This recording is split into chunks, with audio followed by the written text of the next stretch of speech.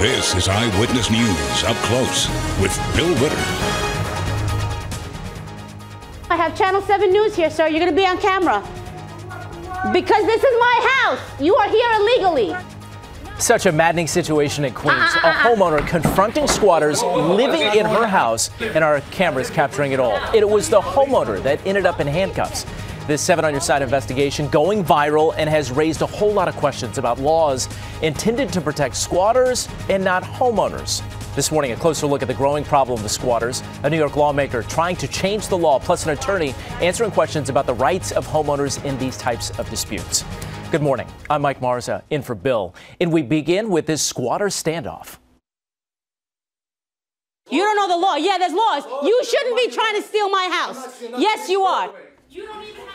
A property owner confronting a group of people she says moved into her $1 million home in Queens. Our cameras rolling as dozens of officers showed up. Several people taken away in handcuffs.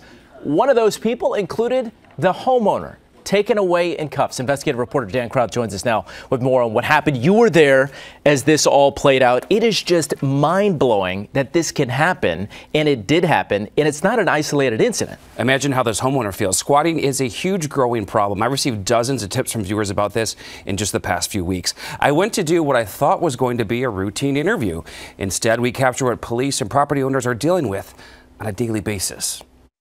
I have video of you. Who are these people? The situation. Yeah, but they're in my house, man. Relax. No. To understand how this day ended, We need the police right away. with multiple 911 calls and arrests, we have to start at the beginning. Adele, the hardest question is, how do you say your name? We met Adele Andaloro outside the home her parents left her in Flushing, Queens. She's in the process of selling it, No, he locked it. but she's been locked out. She claims squatters moved in on February 6 and refused to leave. What's it like being here knowing you can't go inside of your own home? It's enraging. It really is. In New York, squatters have rights after 30 days. By the time that someone does their investigation and they do their work and their job, we'll be well over the 30 days, and this man will have stolen my home. And now she's back. Just after wrapping up our interview, a woman showed up. What are you doing in the house? Are you renting this house? Why are you here? She unlocked the front door, saw our cameras, and took off.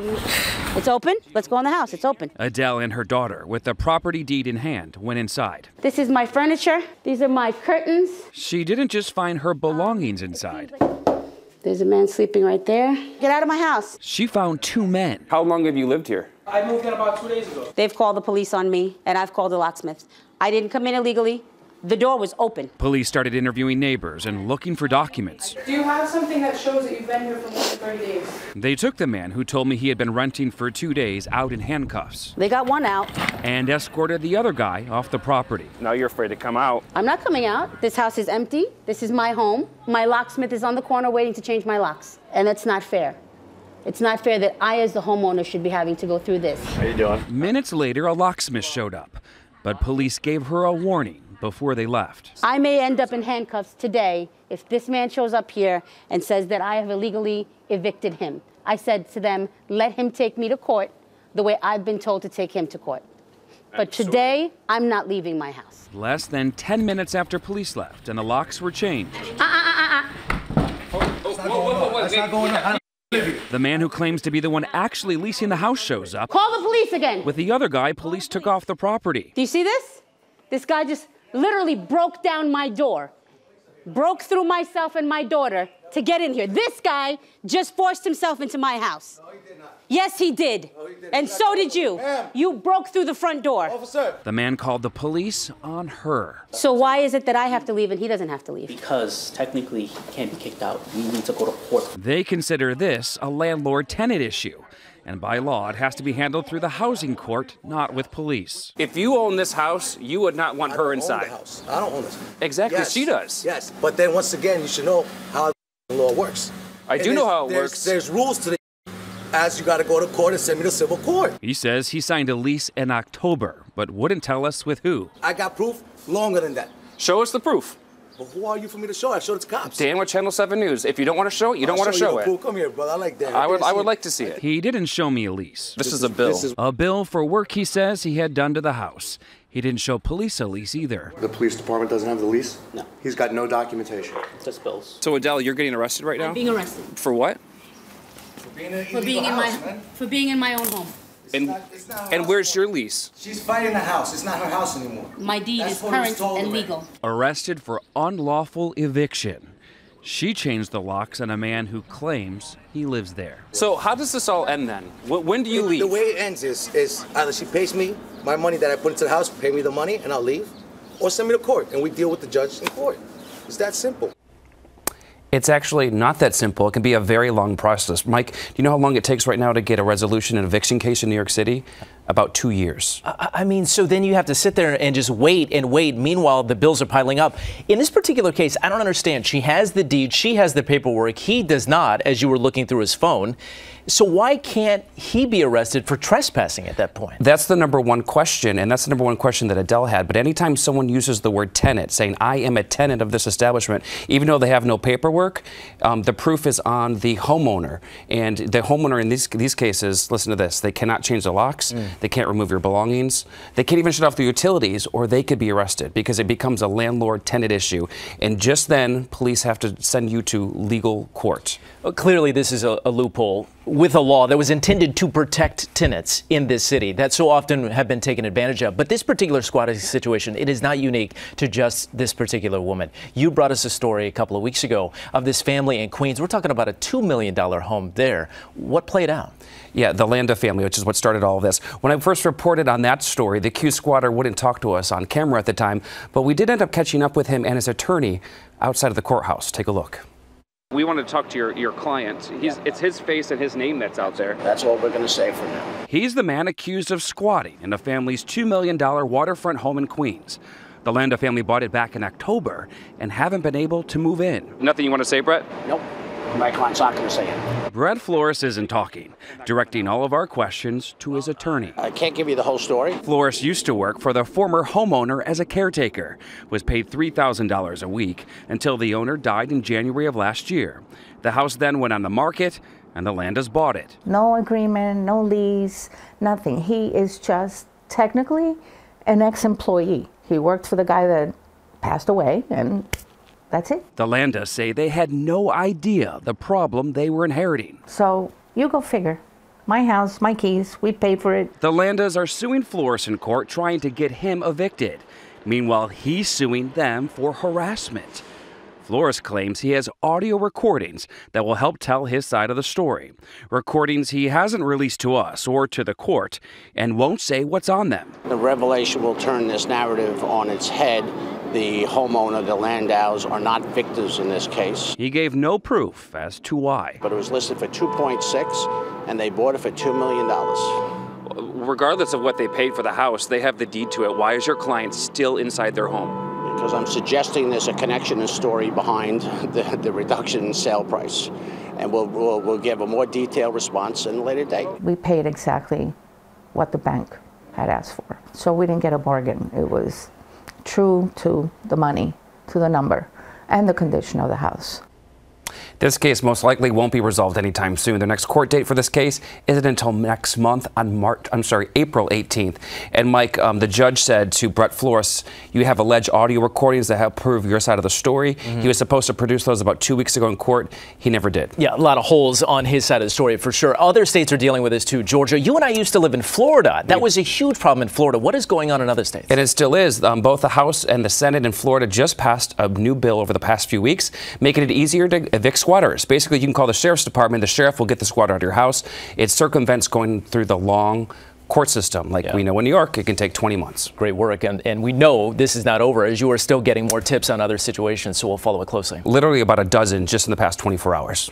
So how do we fix this problem? There is now a push to change the law in New York to stop squatters from taking over homes. Joining us now is the Republican New York State Assembly member Jake Blumenkrantz to talk about this very thing. Assemblyman, thanks so much for being here. Thank you so much for having me. First of all, you've been part of Dan Crowd's stories this week, highlighting this issue and also pointing to possible change. But you also received an overwhelming number of people calling, saying, I'm going through the same thing, just since the story started to begin airing. Absolutely. I've had an outpour of calls from people saying that what they saw in the news is their reality every single day. This is the nightmare that they live with because of the law. Let's talk about the bill that you proposed. What would it do?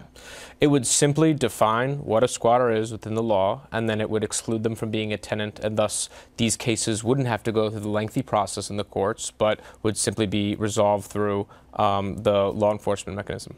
Now, what is the most important part of this bill? Obviously, the whole bill is encompassing to address this issue from your part, but what about it, especially seeing these two stories from Dan, what about it would help in those particular situations? It's about providing justice. So the fact that this can be resolved in a timely manner, and then the courts can do what they will with the cases and the facts and not have to go through 2+ years. And unfortunately, with the current budget, you'll see even more troublesome and lengthy additions to that process. And part of the situation right now, as we saw with these stories in Queens, is that even when you call law enforcement, they come out, and the way the law is written right now, their hands are tied. This would change that, give the authority to the law enforcement to be able to begin that eviction process versus just leaving it up to the courts? Absolutely. The bill is very simple. It simply states who is a tenant and who isn't.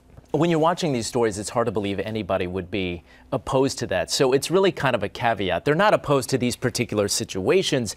They're talking about a tweak to the overall situation, the overall bill, I guess. Many of the advocates who would be against this are justly nervous that any changes to the laws is an affront on tenant rights. But this would not cover an all-encompassing category of all tenants. It's simply tackling squatters.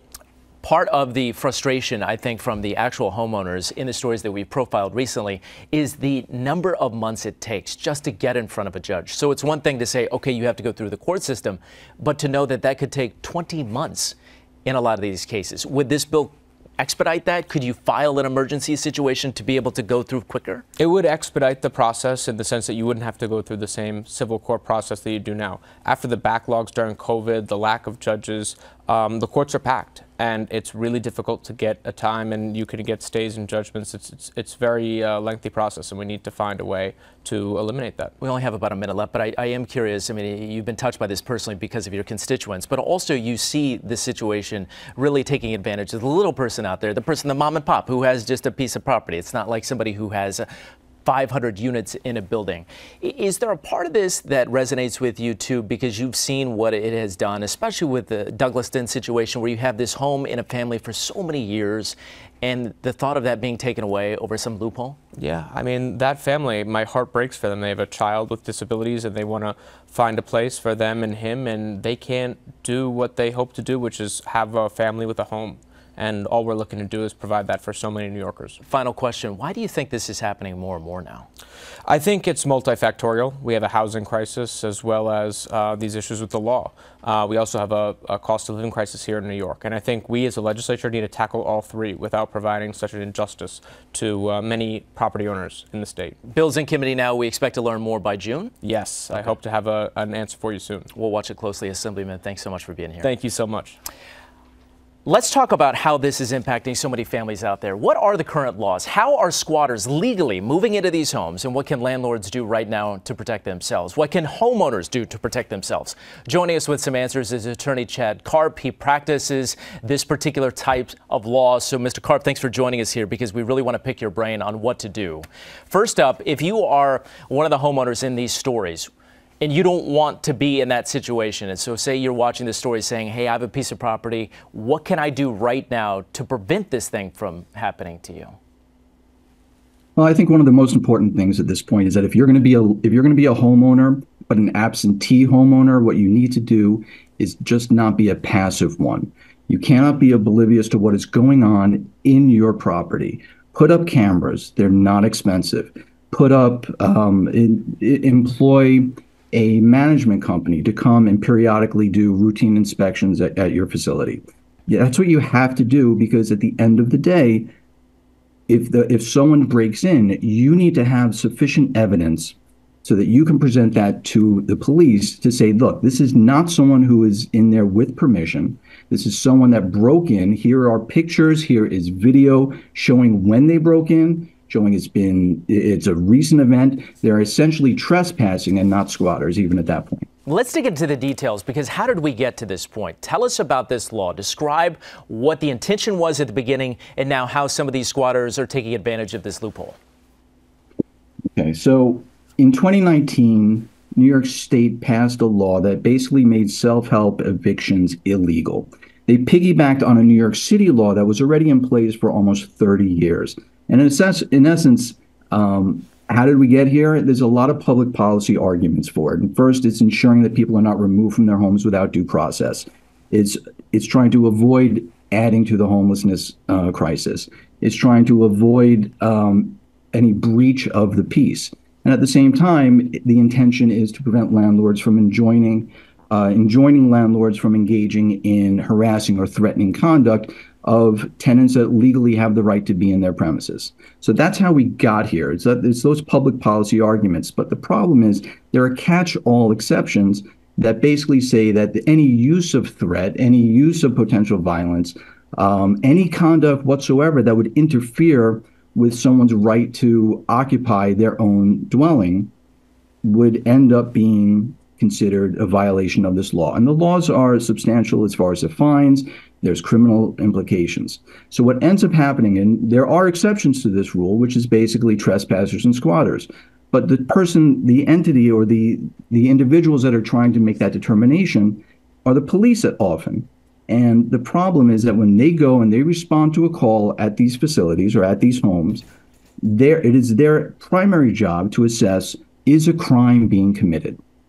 And because this is now a crime, it is a criminal act to prevent someone from occupying a piece of property, even if they broke in, if they can show a nexus to that property, in order to keep the peace, the officers are going to most likely tell the owner, the landlord, the super, that they're the ones under threat of being arrested, not the individual that's in there.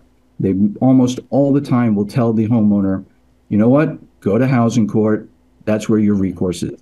We just talked to Assembly Member Blumenkrantz, who is now trying to change this law with this new bill. Would this only apply? I know it's a statewide law, and it would be a statewide sort of application there. But what is different about New York City compared to maybe upstate?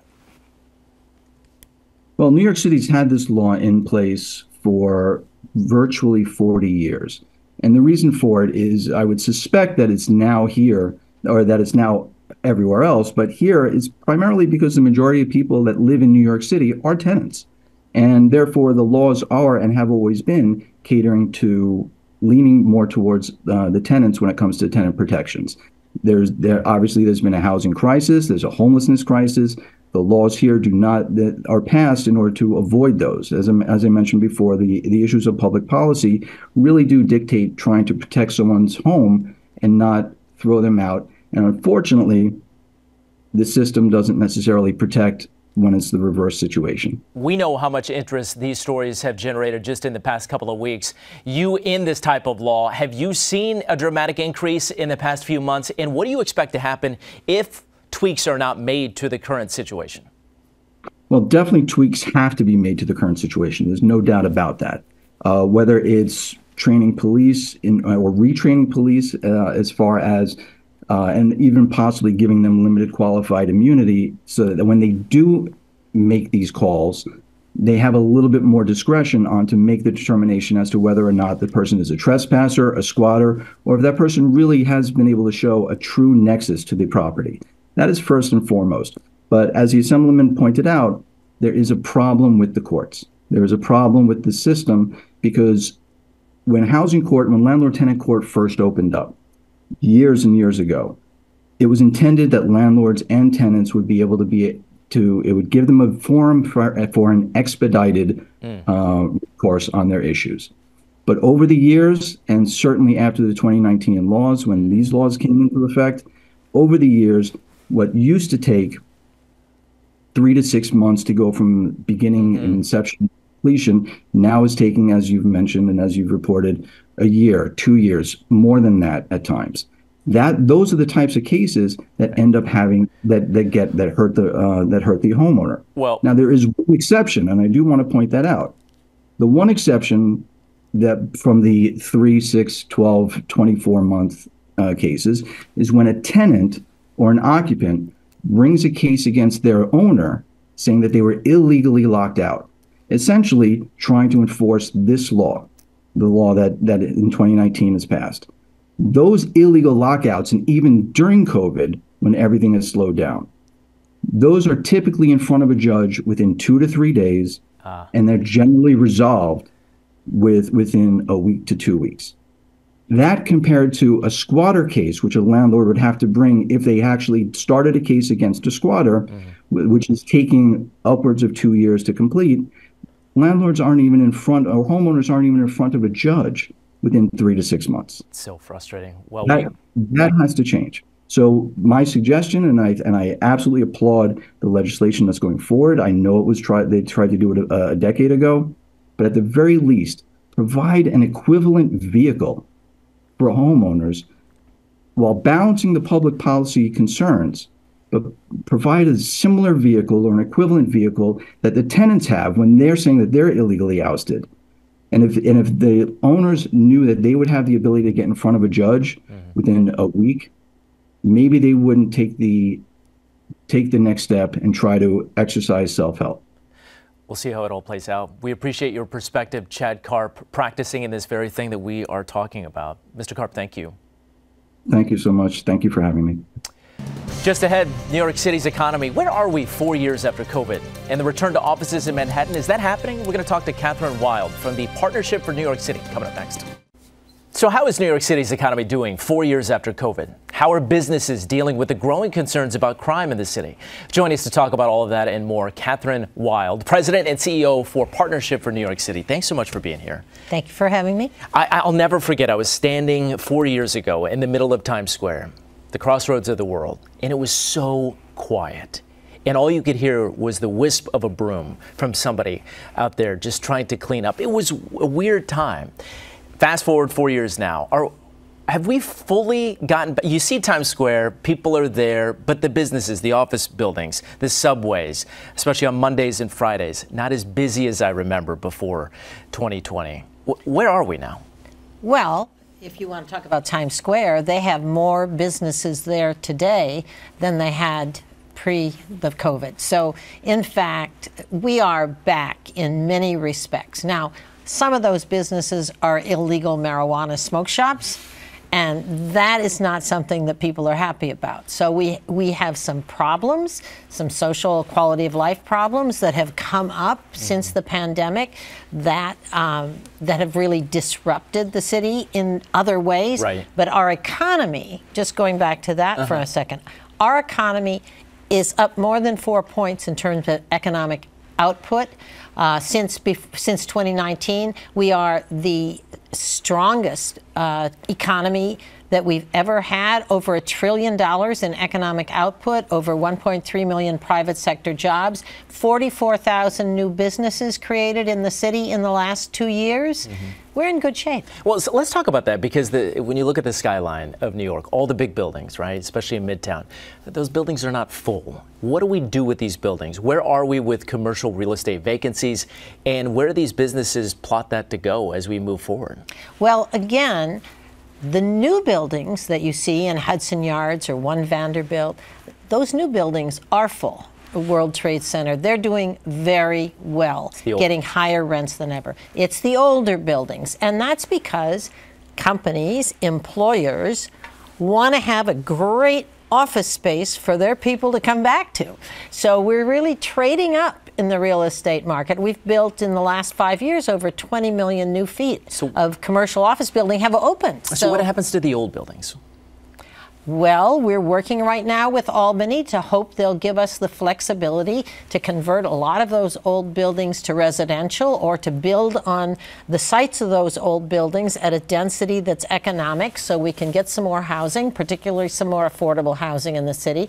And that hopefully this year, with the governor and the mayor's leadership, we're going to see Albany come back with something that we can really turn into solving our housing crisis, which is another real issue. Again, economy good, but if you can't, if people can't afford to live here, you can't attract new employees, so you got a problem. Let's talk about living here, because I was in a CVS the other day with my 8-year-old, and she asked me, Daddy, why is the deodorant locked up? Why is it behind the glass and you have to have a key to come unlock it? Well, how are crime situations, whether it's that sort of shoplifting situation where they have to lock up these items, or even the smash and grabs or the walk in and grab, which seems much more organized, and I know we reported on the organized efforts there. How is crime impacting the recovery? Well, the shoplifting is also organized, and the CVS CEO you mentioned told me a couple weeks ago that last year they lost $700 million in inventory to shoplifting, so they have to keep it locked up. It's a real problem. It's a real threat, a personal threat to the people who work in retail outlets, because they feel endangered and they basically can do nothing when somebody walks in because it's such a threatening experience for them. So it's a real problem. There's a real effort on the part of the NYPD, on part of the district attorney's offices, on the part of Attorney General Tish James. All of them are really focused on this. The governor has set up a task force on shoplifting that we've participated in that is focused on getting the laws in place that will really discourage people. A lot of this is organized crime. People are using the internet to sell stuff, and so they've got a very organized system, and they're using sometimes a homeless person, a low-income person. They send in the store to pick something up, but they're selling it. They're giving them the orders of what they want picked up, and then they're selling it online in a big syndicated way. So it's a big crime problem, even though these seem like small crimes, and it's really hurting the industry. Well, we'll see how it all plays out. 4 years, hard to believe in a lot of ways, although in some ways it seems like it was yesterday. But Catherine Wild, we appreciate you coming in and sharing your perspective on what's going on in the city. As always, thank you. Thanks for having me. We'll be right back. That's going to do it for this edition of Up Close. Tiempo with Joe Torres is coming up next. Thanks so much for watching. I'm Mike Marza. For all of us here at Channel 7 Eyewitness News, have a great rest of your weekend.